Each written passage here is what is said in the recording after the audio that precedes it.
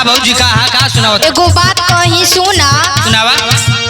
ए देवरू दर्द करेला कमरिया, काटे में गेहुआ छूटे पसीना, काटे में गेहुआ छूटे पसीना, अइले ना घरे सबरिया। ए देवरू दर्द करेला कमरिया, ए देवरू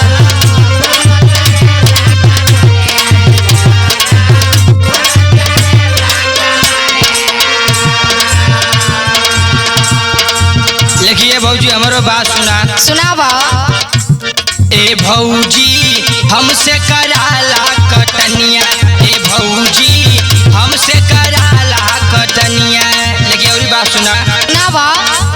सैया के सुख यही देवरे से लेला, पति नहीं बदनिया। ए भौजी हमसे कराला कटनिया, ए भौजी हमसे कराला कटनिया।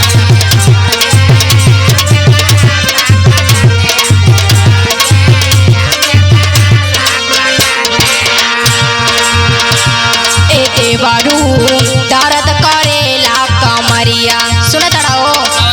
काटे में गेहुआ छूटे पसीना, काटे में गेहुआ छूटे पसीना, अइले ना घरे सबरिया। ए देवरू दर्द करेला कमरिया, ए देवरू दर्द करेला कमरिया।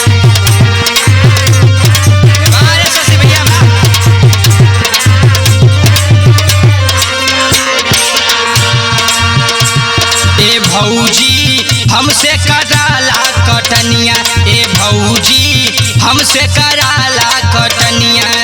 लेकिन और बात सुनावा। सैया के सुख यही देवरे से लेला, बती नहीं बदनिया। ए भौजी हमसे कराला कटनिया, ए भौजी हमसे कराला कटनिया।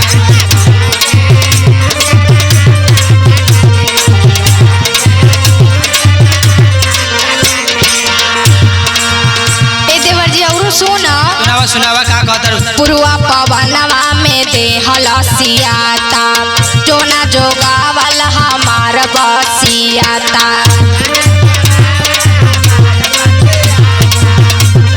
ई बात बा का?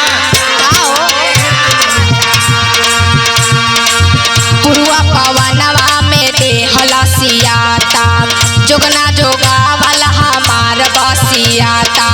रतिया कसे जिया पे